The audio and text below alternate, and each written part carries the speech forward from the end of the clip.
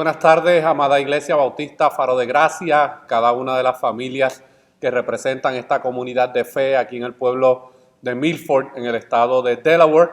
Queremos darle la bienvenida en esta preciosa tarde a este nuestro servicio de adoración en el Día del Señor y a esta transmisión online que estamos llevando a cabo. Queremos también darle la bienvenida a todos aquellos que se han estado conectando por las últimas semanas para estar con nosotros en esta transmisión, aquellos amigos que se encuentran en otros estados, en otros países de Latinoamérica y del mundo. También les damos la cordial bienvenida a este nuestro servicio de adoración. Queremos comenzar este Día del Señor con la palabra del Señor frente a nosotros, y quiero que busquen, aquellos que tienen sus Biblias disponibles, que busquen el Salmo 18.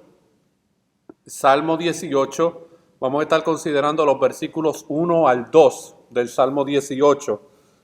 El llamado a la adoración en esta tarde proviene de la palabra del Señor. Y dice así la palabra del Señor ahí en el Salmo 18, versículos 1 al 2. Y que este sea los sentimientos que hayan en nuestros corazones en esta tarde y que podamos expresarlos por medio de nuestra adoración al Señor. Dice: Te amo, oh Jehová, fortaleza mía, Jehová, roca mía y castillo mío y mi libertador. Dios mío, fortaleza mía, en él confiaré.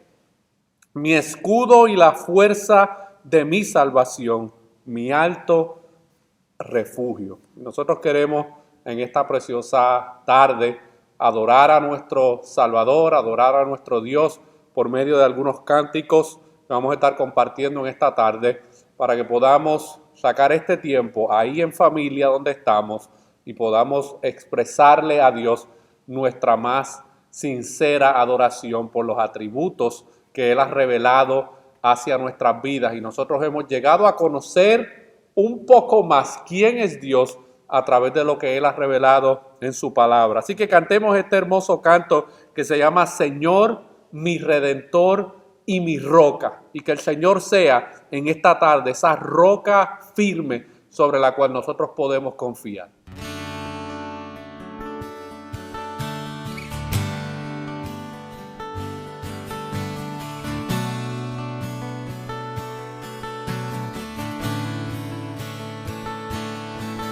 Señor, mi Redentor y roca, gran tesoro de mi corazón,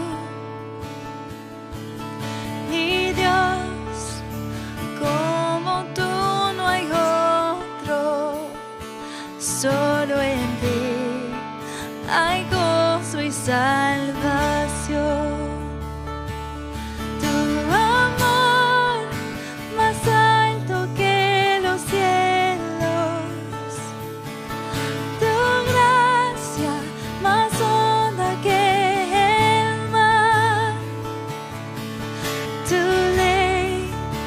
Es mi sabiduría, mi bien mayor y mi necesidad.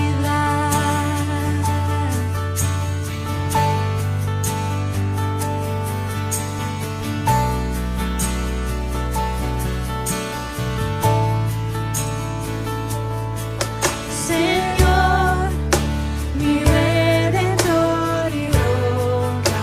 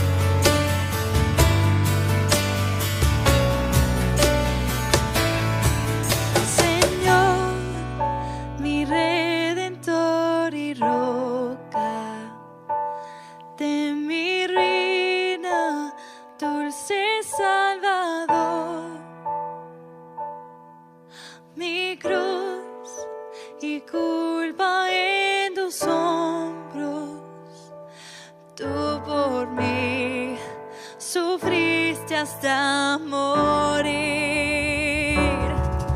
Mas tú venciste a la muerte. En ti encuentro libertad. Mas tú venciste a la muerte. En ti encuentro libertad. Señor, mi redentor y roca, quiero vivir mis días para ti. Quiero vivir mis días para ti. Amén. Que el Señor, mis amados hermanos, en Cristo sea nuestra roca, que sea ese lugar donde nosotros podamos refugiarnos cuando llega tal vez la adversidad, cuando llegan los momentos de incertidumbre, cuando llega tal vez la ansiedad, el miedo, que nosotros podamos encontrar nuestro refugio en Cristo, la roca eterna. Quiero que me acompañe en esta tarde a nuestra lectura congregacional que se encuentra en el libro de Hebreos, capítulo 11. Hebreos, capítulo 11, vamos a estar considerando varios versículos de este capítulo. Hebreos, capítulo 11. Y dice así la palabra del Señor. Es pues la fe, la certeza de lo que se espera, la convicción de lo que no se ve. Porque por ella alcanzaron buen testimonio los antiguos. Por la fe entendemos haber sido constituido el universo por la palabra de Dios, de modo que lo que se ve fue hecho de lo que no se veía. Por la fe, Abel ofreció a Dios más excelente sacrificio que Caín, por lo cual alcanzó testimonio de que era justo, dando Dios testimonio de sus ofrendas, y muerto aún habla por ella. Por la fe, Enoc fue traspuesto para no ver muerte, y no fue hallado porque lo traspuso Dios, y antes que fuese traspuesto, tuvo testimonio de haber agradado a Dios. Pero sin fe es imposible agradar a Dios, porque es necesario que el que se acerca a Dios crea que le hay, y que es galardonador de los que le buscan. Por la fe Noé, cuando fue advertido por Dios acerca de cosas que aún no se veían, con temor preparó el arca en que su casa se salvase, y por esa fe condenó al mundo y fue hecho heredero de la justicia que viene por fe. Por la fe Abraham, siendo llamado, obedeció para salir al lugar que había de recibir como herencia, y salió sin saber a dónde iba. Por la fe habitó como extranjero en la tierra prometida, como en tierra ajena, morando en tiendas con Isaac y Jacob, coherederos de la misma promesa, porque esperaba la ciudad que tiene fundamentos, cuyo arquitecto y constructor es Dios. Por la fe también la misma Sara, siendo estéril, recibió fuerza para concebir y dio a luz aún fuera del tiempo de la edad, porque creyó que era fiel quien lo había prometido. Por lo cual también de uno, y ese ya casi muerto, salieron como las estrellas del cielo en multitud, y como la arena innumerable que está a la orilla del mar.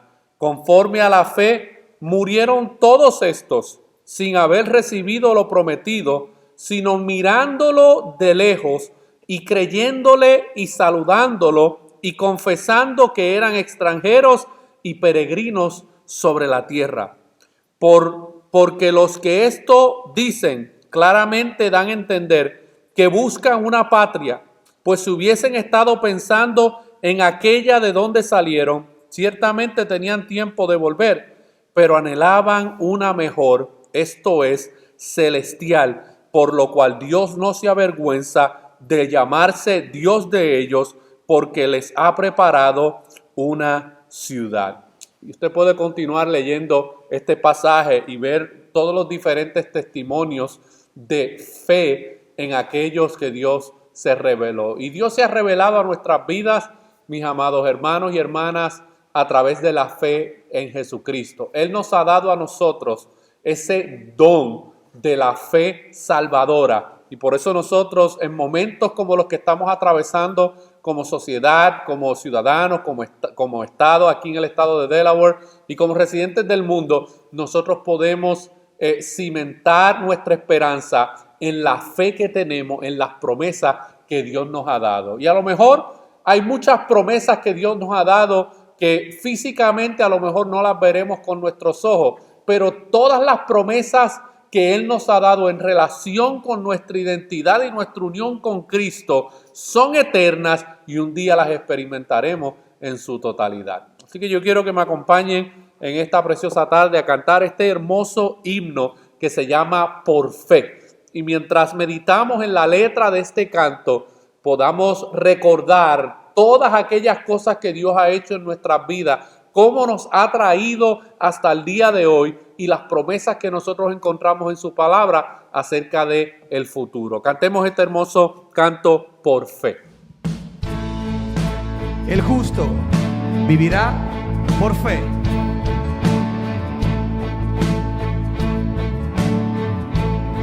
Cantemos. Porque veremos a nuestro Dios en el plan que creó en la eternidad, en la vida de los fieles que llamó a vivir por fe y no por ver. Por fe el justo vivirá. Con la fe caminamos junto a Él, como viendo al invisible protector. Vivir por fe y no por ver. Sus promesas. Sus promesas somos rocas hoy. Sus promesas cumple nuestro Dios. Nos movemos solo por la fe en Él. Vivir por fe y no por ver. Por fe. Porque profetas hablaron bien. Por la fe proclamaron la verdad del Mesías prometido en Él, el que la muerte venció en la cruz. Por fe. Por fe la iglesia se moverá con poder del Espíritu de Dios. Las huestes del infierno no podrán dañar la obra de nuestro Dios. Sus promesas. Sus promesas como rocas son. Sus promesas cumple nuestro Dios. Nos movemos solo con la fe en Él. Por fe y no por ver.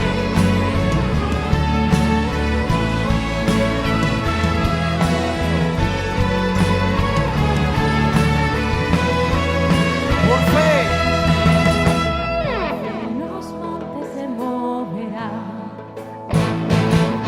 Si la fe permanece en Jesús, el poder del Evangelio librará a todo aquel que confía en Él. Gloria a ti, Señor.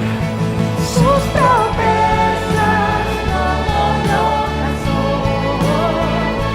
Sus promesas cumple nuestro Dios. Nos movemos solo con la fe en Él. Por fe y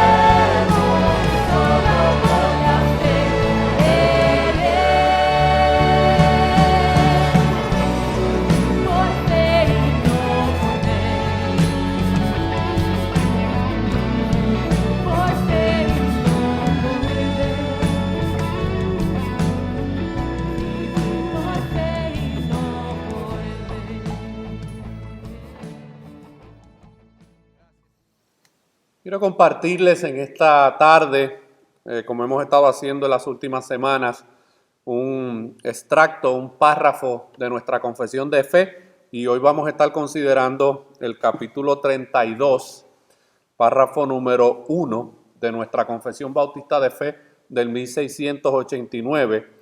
Y tal vez algunos se esté preguntando, bueno, ¿y por qué esta gente en todo su servicio comparte algo de su confesión de fe? Bueno, por diferentes razones, pero una de las razones principales es que nosotros queremos instruir y discipular a los miembros que forman parte de esta congregación acerca de qué es lo que nosotros creemos acerca de ciertas verdades bíblicas.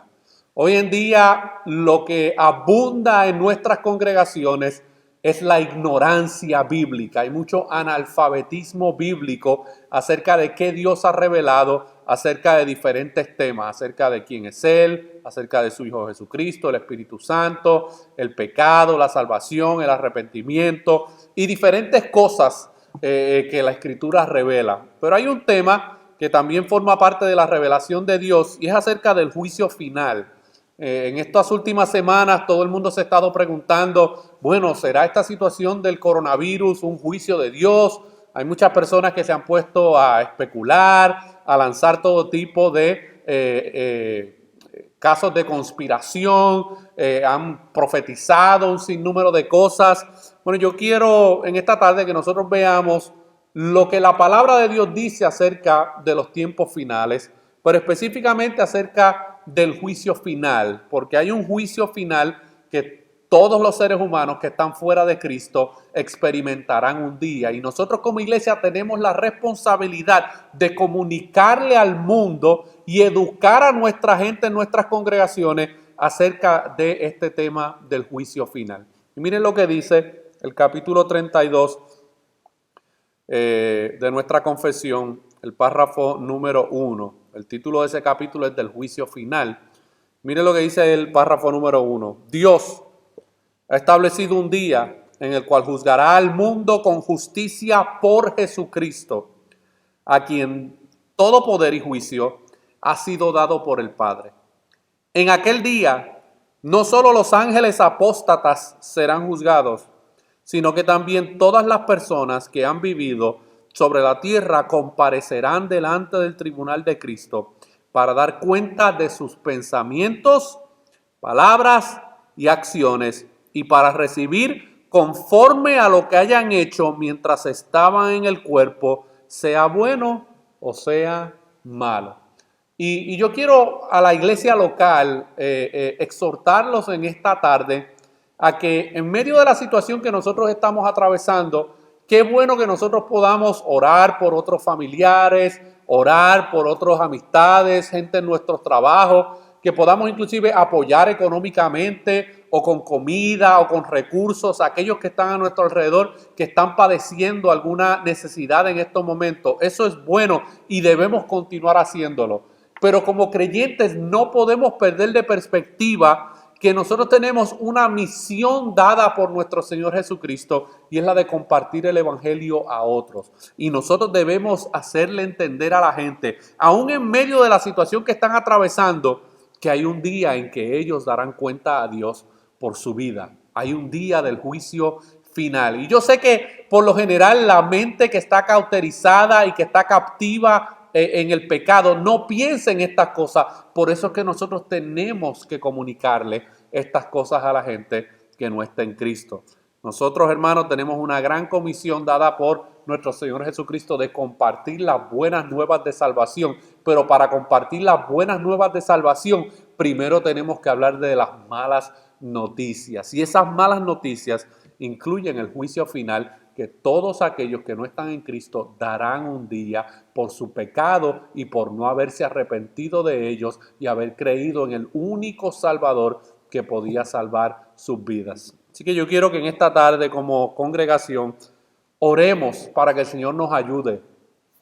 Que cuando nosotros regresemos a la normalidad, ¿verdad?, de podernos reunir y continuar tal vez con nuestras actividades como iglesia local, nuestro discipulado, tiempo de oración, servicios aquí en la iglesia, que no perdamos de perspectiva, mis hermanos, la gran comisión que el Señor nos ha dado. Él nos ha dado una comisión que nosotros debemos llevar a cabo. Y estos son tiempos donde realmente nos hacen meditar si realmente estamos cumpliendo la labor y la misión por la cual el Señor Jesucristo nos ha llamado. Él no nos ha llamado simplemente para hacernos salvos. Él nos ha llamado para que prediquemos el Evangelio, para que compartamos las buenas nuevas de salvación a aquellos que están a nuestro alrededor. Así que yo quiero orar en esta tarde para que el Señor nos ayude y ponga claridad en nuestras mentes y ponga ese deseo ardiente en nuestros corazones de poder compartir las verdades bíblicas que Dios ha revelado en su palabra. Acompáñenme a orar. Señor, venimos delante de tu presencia en esta tarde como congregación, aunque algunos están a la distancia, pero nos unimos, Señor. Y queremos en esta tarde pedirte de manera especial que tú nos ayudes, Señor, como individuos, como creyentes, como iglesia local y también como iglesia universal, a que podamos tener presente que lo más importante que nosotros tenemos que hacer, aún en momentos de pandemia como los que estamos experimentando, es la proclamación de tu palabra, es la comunicación del Evangelio de Jesucristo, que es lo único que puede salvar al hombre. Ayúdanos, Señor, pon ese deseo ardiente en nuestros corazones por obedecer el mandato, porque ya conocemos el mandato. Lo que muchas veces nos hace falta es la obediencia al mandato bíblico de la gran comisión, Señor. Despierta los corazones, Padre. Despierta las conciencias. Oh Señor, aviva nuestros corazones para que podamos entender el gran peso de esta comisión que tú le has dado a la iglesia de compartir las buenas nuevas de salvación a personas que van rumbo a la condenación eterna, como un día nosotros también íbamos a la condenación eterna y alguien se detuvo a predicarnos el Evangelio de Jesucristo. Ayuda a tu iglesia, Señor, donde quiera que se encuentre, que en medio de las labores que muchos están haciendo, de sirviendo a la comunidad por medio de comida, recursos, dinero, ayudando a los estados a poder suplir las necesidades que hay en medio de nuestra comunidad, pero que tu iglesia no olvide que lo más importante en medio de todo ese trabajo es la comunicación del Evangelio de Jesucristo, porque un día todos los hombres en el día del juicio final darán cuentas por todos sus pensamientos, por todas sus acciones y por todas sus obras. Un día todos los seres humanos estarán frente al Creador, estarán frente al juez que es Jesucristo y serán juzgados, pero especialmente serán juzgados por haber escuchado el Evangelio y haberlo rechazado, Señor. Toque esos corazones, quite esos corazones de piedra y pon corazones de carne para que ellos puedan responder al llamado que tú haces por medio del Evangelio. Señor, ayúdanos a nosotros como congregación que podamos salir de esta situación de la pandemia con una convicción profunda de la labor que tú nos has dado.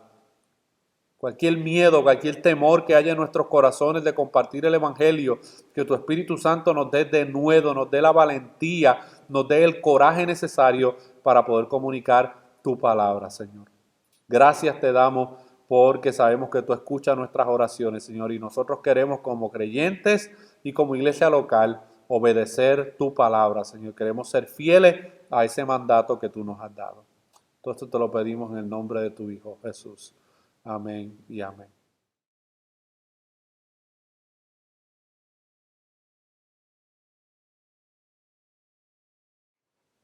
Vamos a la palabra del Señor en esta preciosa tarde. Queremos que ahora Dios hable a nuestras vidas por medio de su palabra. Y nosotros vamos a estar en esta tarde hablando acerca de un tema muy importante. Y ese tema tiene que ver con la iglesia. Queremos específicamente hablar acerca de la iglesia y su eclesiología. La iglesia y su eclesiología. Y algunos se preguntarán, ¿qué es eso de eclesiología? Bueno, lo vamos a tratar de explicar durante esta exposición. Pero queremos en esta tarde, mis hermanos, hablar acerca de este tema porque las últimas semanas han revelado muchas cosas acerca de tal vez aspectos del entendimiento de lo que es la iglesia y cómo la iglesia debe funcionar y cuál es su propósito principal.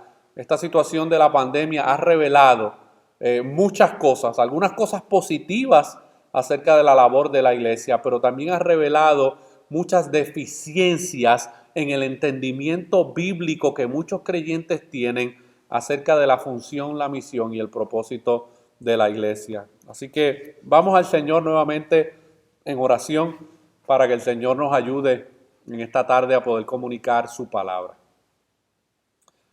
Padre, venimos delante de ti, Señor, reconociendo que lo que vamos a hacer en estos momentos es un ejercicio espiritual que necesita de la gracia y de la unción de tu Espíritu Santo para poder llevar a cabo la labor de transformación y salvación que solamente tu palabra puede hacer. Ayúdame, Señor, a poder comunicar tu palabra y ayuda a cada uno de los que van a estar escuchando a poder ser receptivos a ellas y a responder con obediencia a ellas, Señor. Gracias te damos por el privilegio que nos das, inmerecido, de poder comunicar tu palabra una vez más a tus santos, Señor, aquellos que tú has redimido y aquellos que nos van a estar escuchando a través de esta transmisión. Todo esto te lo pedimos en el nombre de Jesús. Amén y amén. Un predicador dijo en una ocasión: quien no entiende lo que la iglesia es, jamás podrá cumplir con su misión, función y propósito.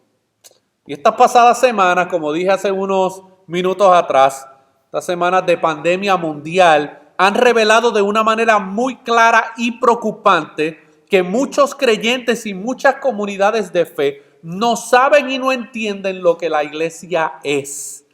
Esta pandemia ha revelado lo deficiente que es la eclesiología bíblica en muchas partes del mundo, pero sobre todo en el mundo hispano. Y como yo soy pastor de una iglesia hispana, me voy a enfocar en algunas de esas deficiencias que nosotros podemos ver en la eclesiología que muchos entienden en el día de hoy. Y miren, yo quiero más o menos, por medio de esto que le voy a decir ahora, que usted más o menos entienda lo que está pasando. Quiero utilizar una expresión un poco gráfica para que veamos la problemática que existe hoy en día. Las cortinas de colores del teatro se han caído y se ha revelado el caos que realmente existe detrás de la tarima. Repito, las cortinas de colores del teatro se han caído y se ha revelado el caos que realmente existe detrás de la tarima. ¿Y a qué me refiero? Se cerraron las reuniones, se detuvieron los programas, se cancelaron las conferencias, la banda musical ya no toca, las luces de colores se apagaron, el show de coreografía cesó, las danzas se paralizaron, las cruzadas de milagros y sanidades desaparecieron, etcétera, etcétera, etcétera. Las cortinas, mis hermanos, del teatro han caído y ahora se ha revelado realmente las deficiencias que existen en medio de muchas comunidades de fe. Ahora, dos cosas sí quedan claras en medio de toda esta situación que estamos atravesando. Dios sigue edificando su iglesia y Dios continuará llevando a cabo a través de su verdadera iglesia el propósito por el cual Él la creó. Todo lo demás que nosotros hemos creado dentro de lo que es la eclesiología bíblica sí ha caído al suelo, pero el que eso se haya caído al suelo no se refiere y no significa que Dios ha fallado en su plan y que Dios ha fracasado en cuál realmente es el propósito y la identidad de la iglesia. No, mis hermanos, Dios seguirá edificando a su iglesia y continuará llevando a cabo su plan a través de su verdadera iglesia. Y hoy más que nunca, las palabras de Cristo en Mateo capítulo 16, versículo 18, se convierten en una realidad. Yo edificaré mi iglesia y las puertas del Hades no prevalecerán contra ella. Son una realidad y una promesa que nos da seguridad en medio de cualquier adversidad que estemos atravesando. Oh, mis hermanos, y sobre esa promesa es que nosotros podemos descansar aún en medio de la situación que estamos experimentando.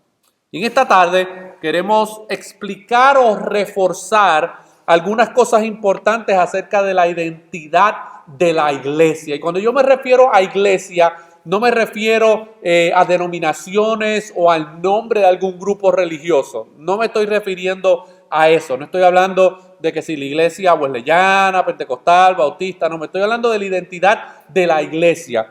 Y yo quiero que en esta tarde contestemos por lo menos 4 preguntas importantes acerca de la iglesia y su eclesiología. Lo primero que vamos a estar viendo es, ¿qué es la iglesia? Y usted dirá, bueno, eso es obvio. No, no es tan obvio como parece. Número 2, ¿quiénes componen la iglesia? Número 3, ¿cómo luce una iglesia con una eclesiología bíblica? Y número 4, ¿cuál es la misión de la iglesia? Esos son los 4 puntos o las 4 preguntas que nosotros vamos a estar desarrollando en esta tarde. Comencemos con la primera. ¿Qué es la iglesia? Esta pregunta se responde de la siguiente manera.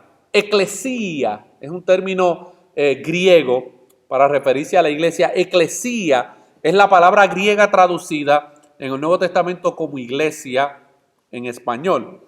Y esta palabra eclesía proviene de ek, que significa salir de hacia a, y kaleo, que significa llamar, y tiene que ver con un grupo de personas llamadas de un lugar a otro. Es una asamblea o una congregación. Ese es el concepto bíblico que nosotros encontramos en las Escrituras acerca de qué es la iglesia. La eclesía en el Nuevo Testamento es un grupo de personas que han sido llamadas fuera del mundo hacia Dios. Esa es la iglesia.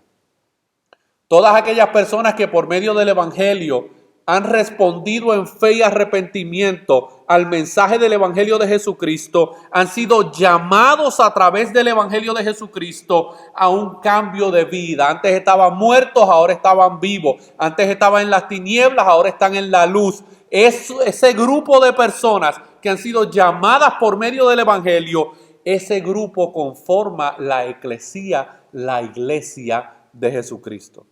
La iglesia no es un edificio, no es un lugar de reunión, no es una institución política, no es una institución de educación, no es un centro comunitario, no es una agencia de servicios sociales, no es una clínica de servicios médicos, no es un consultorio de psicología, tampoco es una denominación.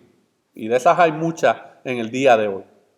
La iglesia, de acuerdo al Nuevo Testamento, es el cuerpo de Cristo, la familia de Dios, los santos de Dios, la luz del mundo, la sal de la tierra, es columna y baluarte de la verdad y es el templo espiritual donde Dios habita. Esa es la iglesia. Y donde quiera que se encuentren reunidos un grupo de personas en una asamblea, en una comunidad donde han sido llamados por Dios, y ahora pertenecen juntos a todas estas cosas que acabamos de describir, ellos son la iglesia.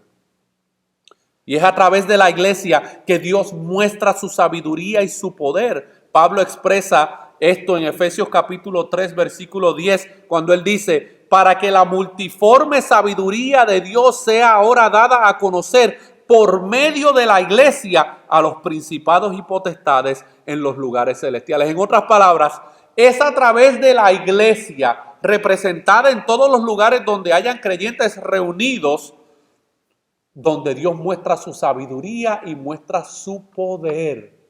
Oh, mis hermanos, la iglesia tiene un rol muy importante en revelar el carácter sabio de Dios y en mostrar su poder, el poder de Dios, no el poder nuestro, el poder de Dios al mundo. A todos aquellos que se encuentran a nuestro alrededor, Dios muestra su sabiduría y su poder por medio de la iglesia. Dios ha dejado revelado en su palabra de una manera clara cuál es la definición de lo que la iglesia es. Por esta razón los hombres no tienen la autorización para cambiar la definición y la identidad de la iglesia. Y créame que hoy más que nunca muchos están tratando, aún dentro de la iglesia, ¿verdad? De la iglesia física, porque hay una iglesia espiritual que nunca será corrompida, pero dentro de la iglesia física hay muchos que están tratando de redefinir lo que es la iglesia y cuál es su propósito. Así que ya hemos visto de una manera sencilla qué es la iglesia. La iglesia es esa asamblea, esa congregación de aquellos que han sido llamados por Dios. Han sido llamados del mundo, ahora han sido llamados a una nueva vida en Cristo dentro del reino de Dios. Pero la segunda pregunta que nosotros debemos contestar acerca de la iglesia y su eclesiología es, ¿quiénes componen la iglesia? ¿Quiénes componen la iglesia? Y esta pregunta es de vital importancia hoy más que nunca en la historia de la iglesia. El pluralismo religioso, el sincretismo y la relatividad religiosa han intentado oscurecer no solo la definición de qué es la iglesia, sino también quiénes verdaderamente la componen. Y de la misma forma en que las escrituras muestran que no todos son hijos de Dios, con esa misma claridad, las escrituras muestran que no todos son parte de la iglesia. Entonces, ante esta realidad surge la pregunta, ¿quiénes componen la iglesia? Toda persona que asista a alguna reunión religiosa de manera habitual o esporádicamente forma parte de la iglesia de Cristo. Y esta pregunta es importante porque muchas personas piensan que son parte de la iglesia y que son iglesia cuando realmente no son iglesia. Hay mucho, mis hermanos, que yo quisiera decir acerca de este tema, pero yo creo que obviamente por las limitaciones del tiempo, yo solamente quiero compartir algunas verdades bíblicas que responden a esta pregunta de quiénes componen la iglesia de Jesucristo. Y las escrituras revelan varias cosas. Yo simplemente les voy a compartir 3. Hay muchas más, pero yo quiero compartirles 3 cosas que las escrituras revelan claramente acerca de quiénes componen la iglesia. Número 1, solo aquellos que el Padre escogió desde antes de la fundación del mundo pertenecen a la verdadera iglesia. Y esa afirmación yo sé que muchos no la van a recibir en sus mentes y en sus corazones. No hay problema. Yo también en un momento dado esta afirmación me hubiese hecho molestar. Pero miren lo que la palabra de Dios dice acerca de quiénes realmente componen la iglesia. Miren lo que Pablo dice en Efesios capítulo 1, versículos 4 al 5. Según, hablando del Padre, según nos escogió en Él antes de la fundación del mundo. ¿Para qué? Para que fuésemos santos y sin mancha. Y usted sabe a qué grupo se les reconoce como santos y sin mancha en el Nuevo Testamento. A la iglesia. Según nos escogió en Él antes de la fundación del mundo para que fuésemos santos y sin mancha delante de Él en amor, habiéndonos predestinado para ser adoptados hijos suyos por medio de Jesucristo. Y aquí está lo importante, según el puro afecto de su voluntad. Así que es el Padre, mis hermanos, en que en su perfecta sabiduría, desde antes de la fundación del mundo, soberanamente, mis hermanos, escogió y eligió a aquellos que iban a pertenecer a la verdadera iglesia, a la verdadera asamblea, a la verdadera comunidad en Cristo. La Confesión Bautista de Fe del 1689, que es la confesión que nosotros usamos como iglesia local, confirma esta realidad que Pablo expresa aquí de la siguiente manera. Y la confesión afirma lo siguiente: la iglesia universal, que con respecto a la obra interna del Espíritu y la verdad de la gracia puede llamarse invisible, se compone del número completo de los electos que han sido, son o serán reunidos en uno bajo Cristo, su cabeza, y ese grupo es la esposa, es la iglesia. Así que solo aquellos que el Padre escogió desde antes de la fundación del mundo pertenecen a la verdadera iglesia. Número 2, solo aquellos que el Padre, por medio del llamamiento eficaz, ha llamado y ha traído a Cristo, pertenecen a la verdadera iglesia, porque la elección de Dios se dio desde antes de la fundación del mundo, pero nosotros sabemos que a través de la historia de Génesis, todos los seres humanos se rebelaron contra Dios, hemos pecado contra Dios, hemos sido destituidos de la gloria de Dios. Así que ahora surge una pregunta: ¿cómo entonces esos que están perdidos rumbo a la condenación ahora llegan a formar parte de la iglesia, de la eclesía, de la asamblea de Dios? Bueno, las escrituras responden a esa pregunta. Solo aquellos que el Padre, por medio del llamamiento eficaz, ha llamado y traído a Cristo, pertenecen a la verdadera iglesia. Quiero compartirle 3 pasajes que se encuentran en el Evangelio de Juan. Y 3 de ellos es Cristo mismo hablando. Estos no son los discípulos, no son los apóstoles, es Cristo mismo respondiendo a esta afirmación que acabamos de expresar. Miren lo que Jesucristo dijo en Juan capítulo 6, versículo 44. Ninguno puede venir a mí si el Padre que me envió no le trajere, y yo le resucitaré en el día postrero. En Juan 6:65, Cristo comunica lo mismo que comunicó en estos versículos que ya leímos, y dice, y dijo, por eso os he dicho que ninguno puede venir a mí si no le fuere dado del Padre. Y en Juan capítulo 17, en la famosa oración intercesora de Cristo, un tiempo antes de ser arrestado y llevado a la cruz, él ora al Padre y le dice, como le has dado potestad sobre toda carne, para que dé vida eterna a todos los que le diste. Así que Cristo confirma esta realidad de que solo aquellos que el Padre, por medio del llamamiento eficaz, ha llamado y traído a Cristo, pertenecen a la verdadera iglesia.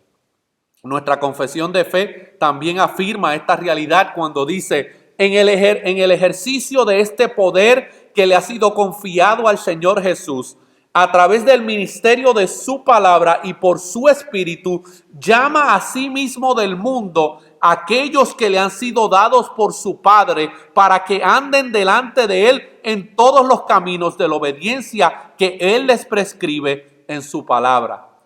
A los así llamados les ordena andar juntos en congregaciones concretas o iglesias locales para su edificación mutua y la debida observancia del culto público que él requiere de ellos en el mundo.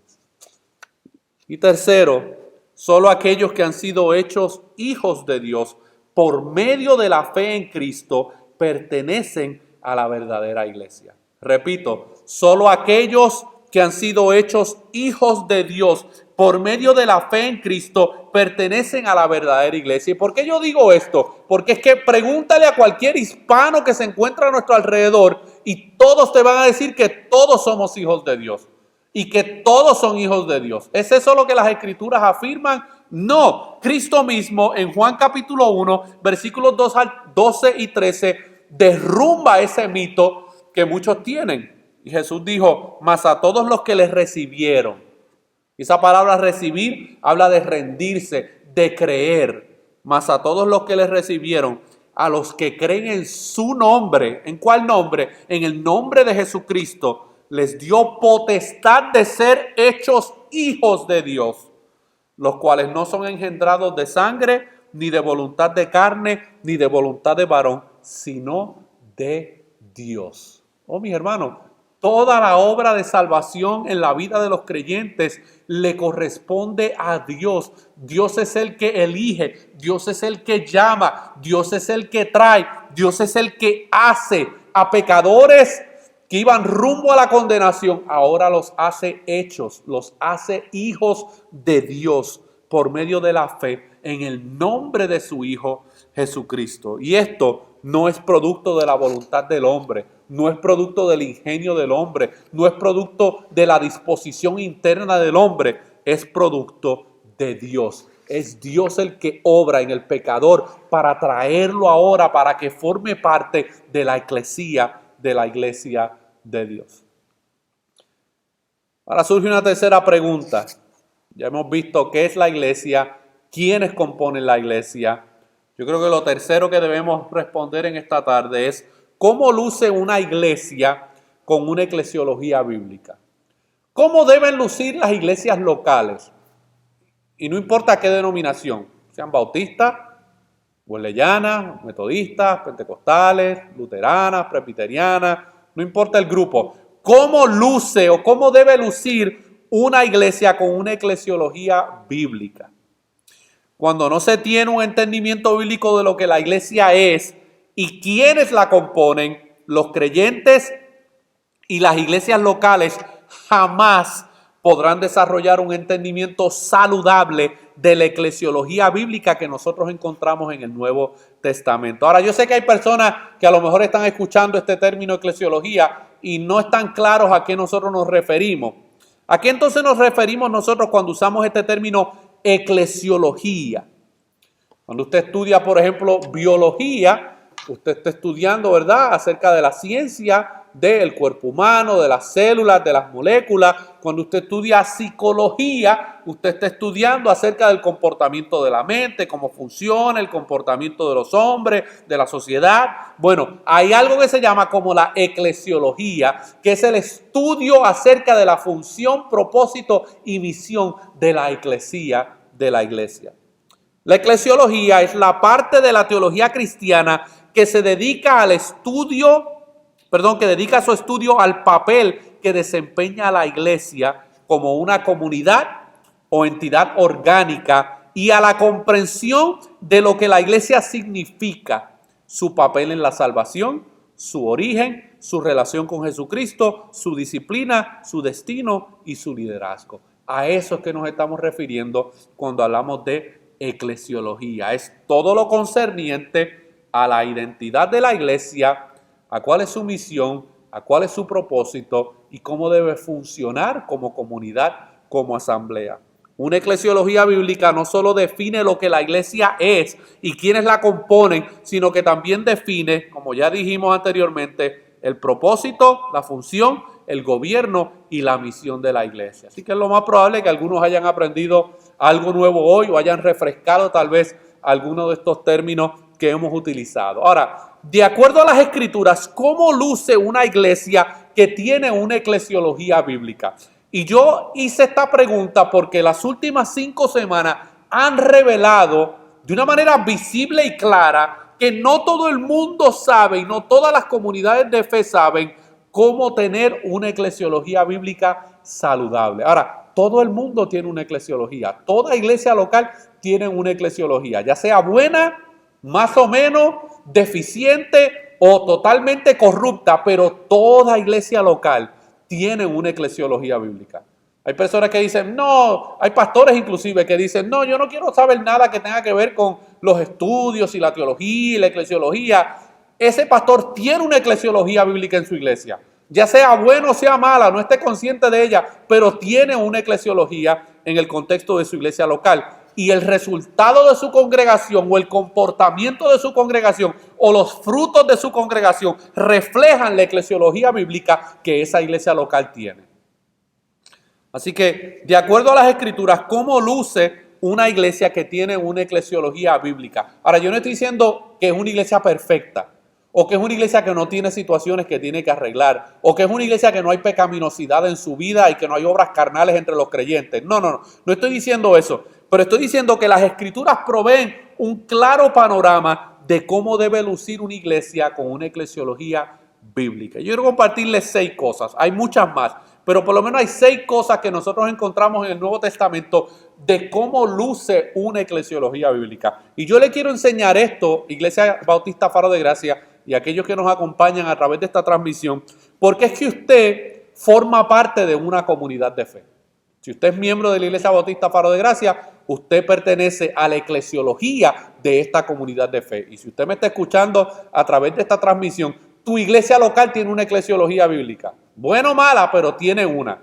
¿Qué cosas tú debes buscar en el contexto de una iglesia local para saber si esa iglesia tiene una eclesiología bíblica saludable que te pueda ayudar a ti en tu crecimiento espiritual? Bueno, quiero compartirle algunas cosas. Puede que muchas iglesias locales tengan estas cosas, otros a lo mejor tengan que hacer ajustes a algunas de estas cosas y otros van a tener que implementar estas cosas en sus iglesias locales para que puedan tener una eclesiología bíblica saludable. Número 1, una iglesia con una eclesiología bíblica es aquella que tiene una comprensión bíblica del evangelio y que aplica las verdades del evangelio a cada parte de su vida personal y como iglesia local. Y ese es el fundamento.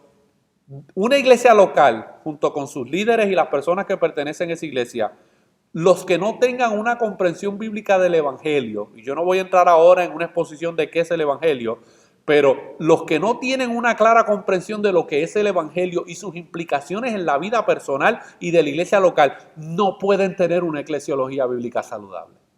Podrán tener conceptos religiosos, podrán tener tal vez enseñanzas que les pueden ayudar a ser mejores padres, a ser mejores madres, a ser mejores hijos, a ser mejores ciudadanos, pero si no tienen una comprensión bíblica del Evangelio, del mensaje del Evangelio y cómo ese mensaje del Evangelio aplica a cada área de la vida del creyente y de la iglesia local, esa iglesia jamás, escuche bien, jamás tendrá una eclesiología bíblica saludable. Número 2. Una iglesia con una eclesiología bíblica es aquella que proclama todo el consejo de la palabra de Dios de manera expositiva para que los creyentes puedan crecer en su vida espiritual y puedan ser discipulados por medio de la enseñanza bíblica. La labor principal de nosotros los pastores, los predicadores y los maestros es predicar y enseñar todo el consejo de la palabra de Dios. Y Dios ha dejado su consejo revelado en 66 libros de la Biblia. Por eso mi responsabilidad principal y la labor principal de todos los pastores es predicar y enseñarle a la eclesía todo el consejo de la palabra de Dios. Por eso la predicación expositiva, ya sea de manera textual o de manera consecutiva, es uno de los fundamentos importantes para que una iglesia pueda tener una eclesiología bíblica saludable. Número 3. Una iglesia con una eclesiología bíblica es aquella que organiza y supervisa un proceso de membresía donde se establece claramente quiénes pueden y quiénes no pueden ser parte de la iglesia local. Y esta es una de las deficiencias más grandes que tienen nuestras iglesias hispanas. Nuestras iglesias hispanas tienen a un montón de gente que forman parte de esas comunidades de fe, se identifican como miembros de la iglesia, que son simplemente gente impía con suficiente conocimiento religioso para irse al infierno si se mueren en el día de hoy. Y como los pastores y las iglesias locales no han definido claramente quiénes realmente pueden pertenecer a la membresía de esta iglesia local, esto trae todo tipo de problemas en el funcionamiento de una iglesia local. Miren, es aún teniendo una buena estructura bíblica y una buena eclesiología bíblica y surgen situaciones donde no hay claramente un proceso que identifique quiénes realmente pueden ser miembros de esta iglesia y quiénes no. Lo que reina es la anarquía en estos lugares. Y estas últimas semanas han demostrado que lo que hay alrededor nuestro es anarquía espiritual en muchas comunidades de fe. La gente hace y las iglesias hacen lo que le da la gana. Y los creyentes han demostrado que no tienen realmente un concepto bíblico de lo que significa ser parte de una iglesia local. Por eso es que hay pastores que las últimas 5 semanas han estado persiguiendo, no literalmente, pero persiguiendo a gente en sus congregaciones porque simplemente se han desaparecido en acción. Los pastores no saben dónde están, no saben cómo están. Los hermanos de la iglesia no saben dónde están, cómo están, porque ellos piensan que, pues como no hay servicios, pues simplemente cuando se vuelvan a reunir, pues entonces yo me vuelvo a identificar con la reunión y con el grupo de personas. ¿Por qué esas personas piensan así? Porque no tienen un entendimiento bíblico de lo que significa ser miembro de una iglesia local.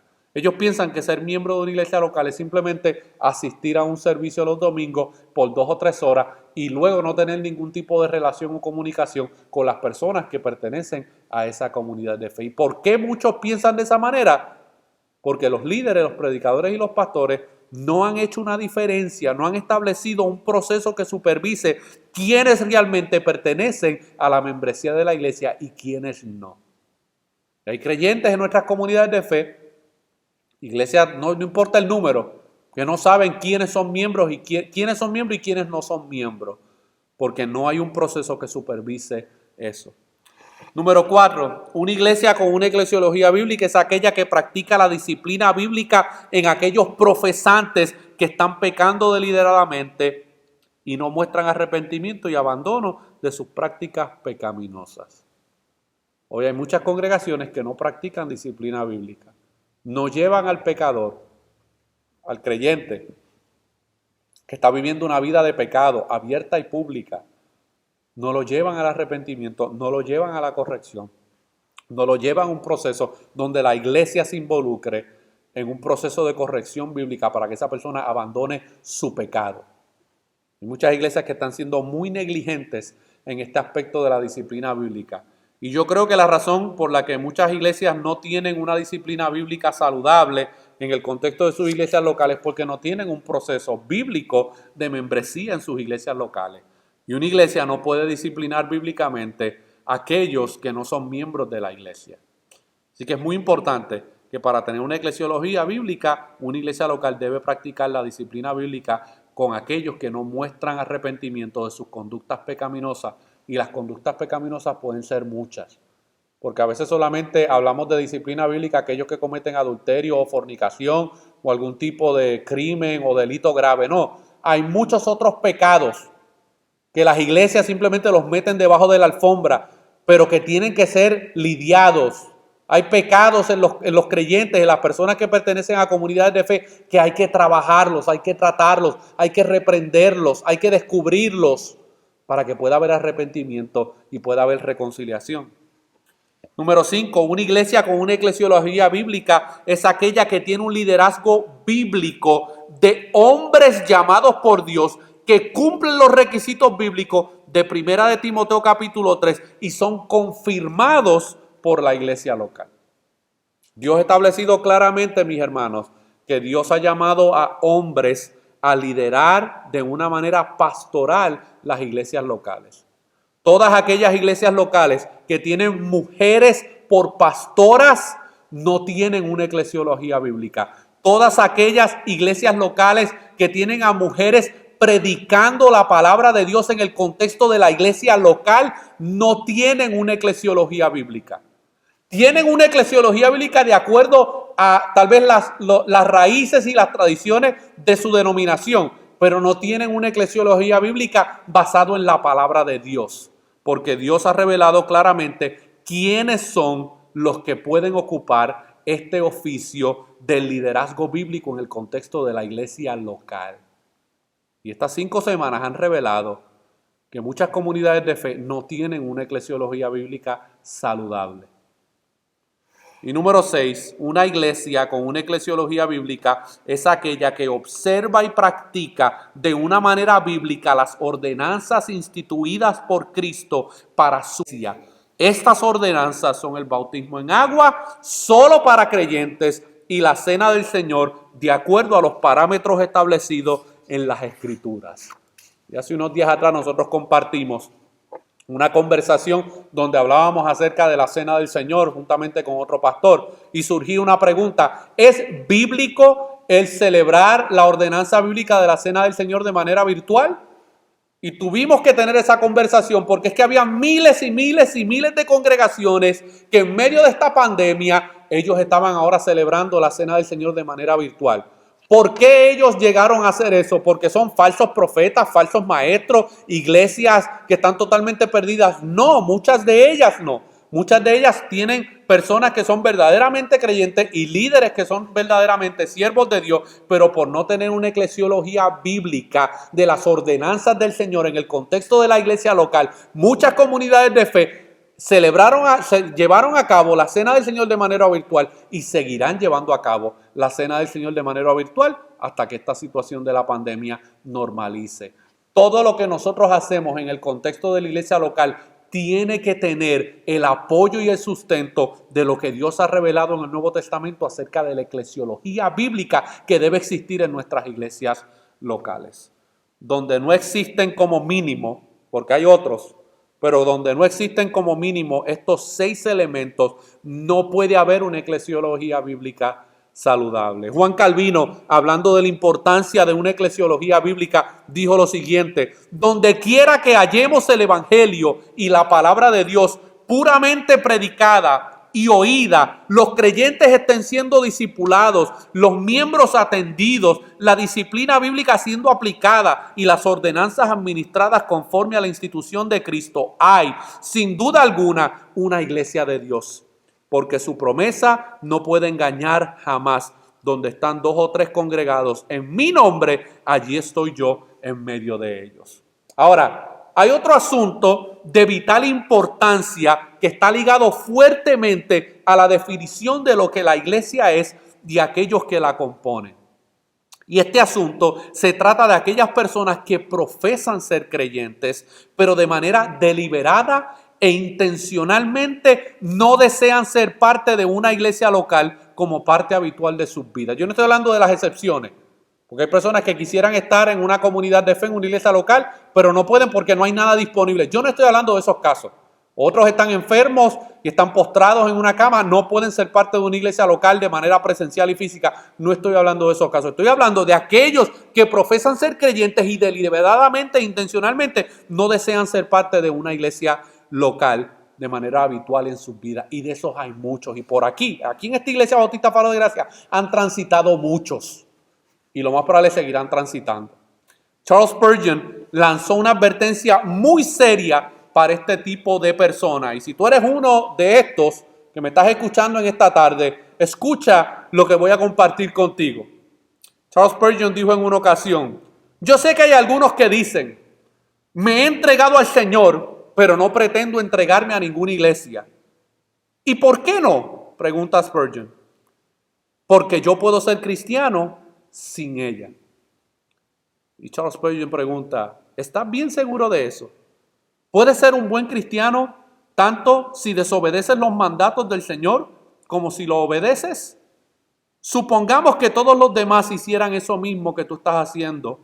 Supongamos que todos los cristianos del mundo dijeran, no voy a unirme a ninguna iglesia. Entonces la iglesia visible no existiría y no habrían ordenanzas. Eso sería algo muy malo, pero aún así, ¿por qué no habríamos de hacerlo todos entonces? ¿Crees tú que si hicieras algo que tiende a destruir la iglesia visible de Dios, serías tan buen cristiano como si hicieras todo lo que puedes hacer para edificarla? Yo no lo creo, amigo, ni tú tampoco. Tú no crees semejante cosa. Se trata solo de una excusa para ocultar algo pecaminoso que todavía existe en tu corazón. He ahí un ladrillo.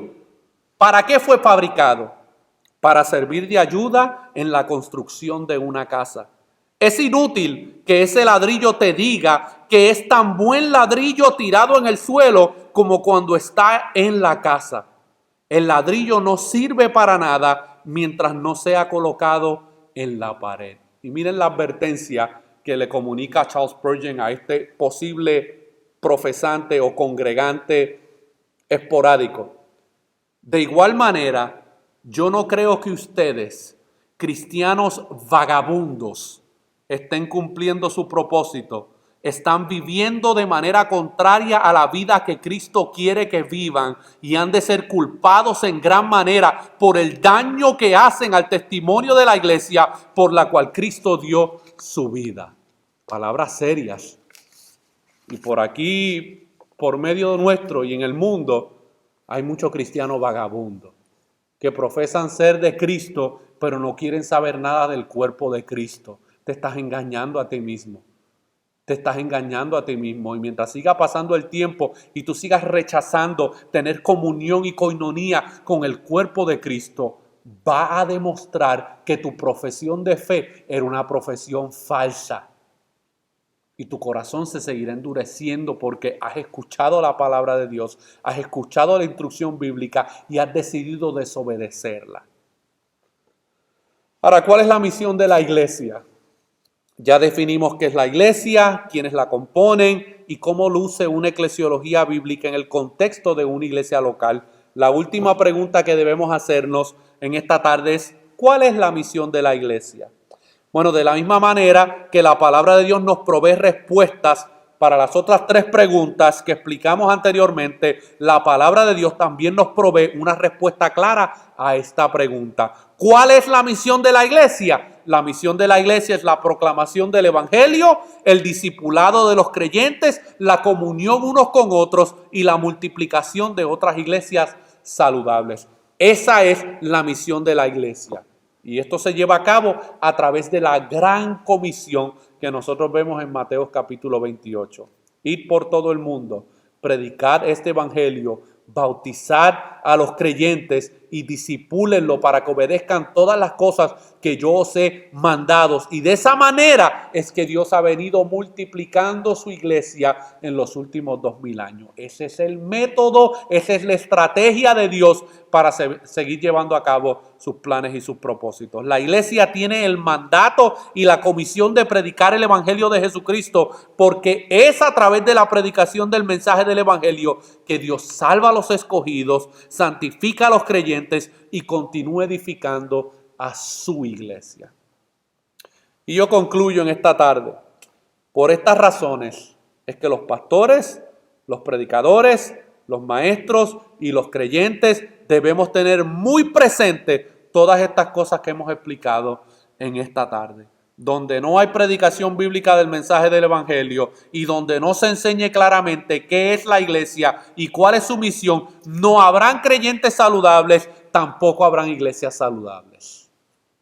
Dwight Moody en una ocasión le dio una advertencia muy fuerte a aquellos que laboran en la predicación y les dijo: nuestro fracaso actual se debe a que los predicadores pasan por alto la cruz y cubren a Cristo con un velo de sermones sin vida y un lenguaje refinado. No presentan a Cristo con claridad. Lo que nosotros necesitamos es predicar a Cristo y presentárselo a un mundo que perece. El mundo puede seguir hacia adelante muy bien sin ustedes y sin mí, pero no puede seguir adelante sin Cristo.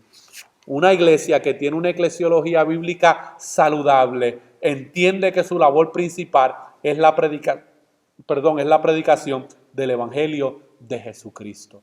Ese evangelio que establece claramente las verdades fundamentales de quién es Dios, cuál es la condición del hombre, qué Dios hizo a través de su Hijo Jesucristo y cuál es el llamado y el mandato que Dios le ha dado a los hombres para que se arrepientan de sus pecados y crean en el único Dios verdadero y en su Hijo Salvador Jesucristo. Y esto es una preciosa tarde para que tú que me estás escuchando, que todavía no has creído en el mensaje del evangelio, entiendas que entre ti y Dios hay una separación a causa de tu pecado.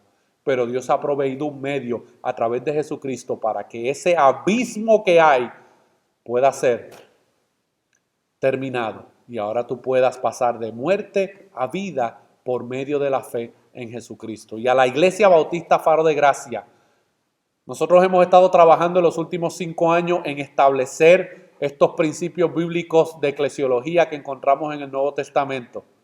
Que cuando regresemos a la normalidad, sigamos hacia adelante trabajando en cada una de estas cosas, en cada uno de esos fundamentos. Que cada miembro de esta iglesia local entienda el rol que tiene de manera individual en el contexto de esta comunidad de fe. Dios quiere hacer grandes cosas con nosotros, mis hermanos. Yo no estoy diciendo esto como un profeta carismático.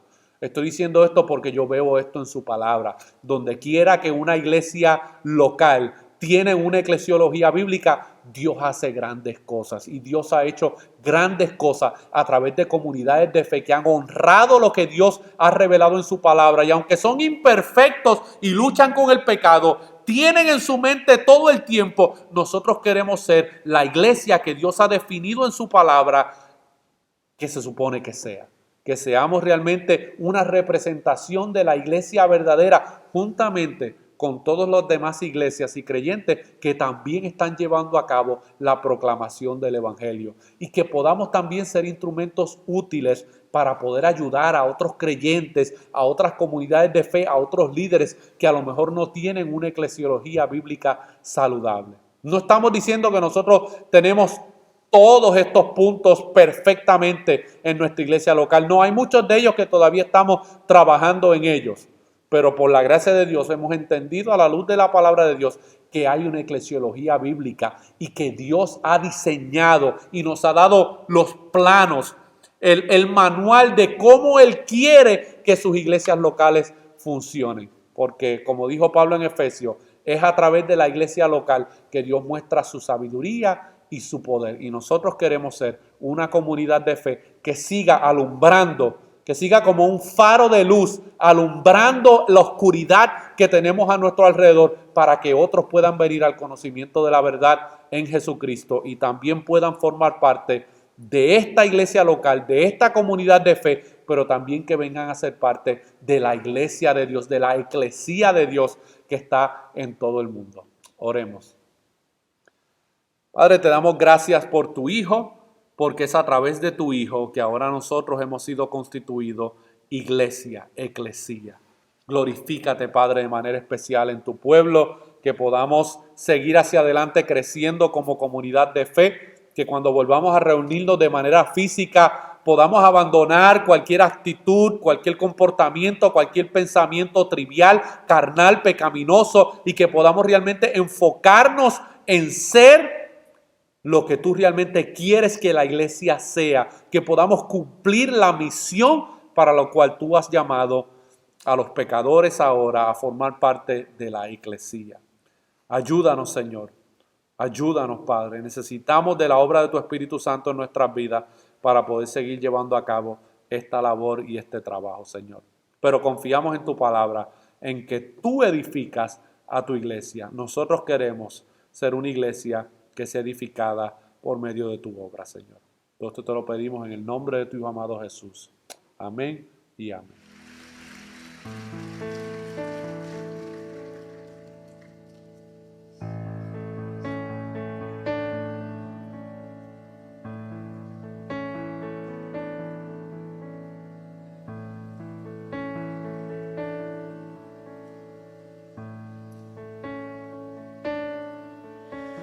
Si mi fe ha de caer, Él me sostendrá. En la tentación yo sé, Él me sostendrá. No podría estar de pie en la oscuridad, pues mi amor muy frágil es, Él me sostendrá. Él me sostendrá, Él me sostendrá, pues me ama el Salvador. Él me sostendrá. Él se goza en quien salvó, Él me sostendrá. Ante el precioso soy, Él me sostendrá. Sus promesas fieles son, mi alma guardará. Alto precio Él pagó, Él me sostendrá. Él me sostendrá, Él me sostendrá, pues me ama el Salvador. Él me sostendrá. Él sufrió por mí, murió, Él me sostendrá. La justicia Él cumplió, Él me sostendrá. Vida eterna tengo en Él me sostendrá. Hasta que le pueda ver, Él regresará. Él me sostendrá, Él me sostendrá, pues me ama el Salvador. Él me sostendrá. Él me sostendrá, Él me sostendrá, pues me ama el Salvador. Él me sostendrá, pues me ama el Salvador. Él me sostendrá. sostendrá, pues me ama el Salvador, Él me sostendrá.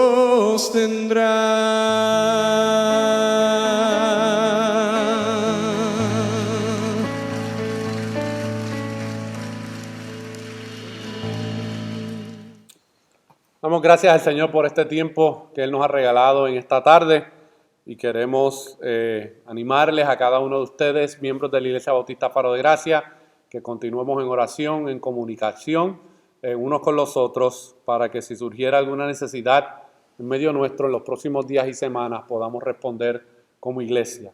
Amén. Y queremos despedir este servicio con la palabra del Señor. Abrimos con la palabra del Señor y nos despedimos con la palabra del Señor. Y dice la palabra del Señor en Romanos capítulo 16, versículos 25 y 27. Y al que puede confirmaros según mi evangelio y la predicación de Jesucristo, según la revelación del misterio que se ha mantenido oculto desde tiempos eternos, pero que ha sido manifestado ahora y que por las escrituras de los profetas, según el mandamiento del Eterno, se ha dado a conocer a todas las gentes para que obedezcan a la fe. Al único y sabio Dios sea gloria mediante Jesucristo para siempre. Amén. Que Dios bendiga a su pueblo en esta tarde, a aquellos que pertenecen a esta comunidad de fe, pero también a aquellos amigos y amigas que nos han estado acompañando a través de esta transmisión. Que la gracia de Dios sea con cada una de sus vidas. Dios me los bendiga a todos y les amamos en Cristo.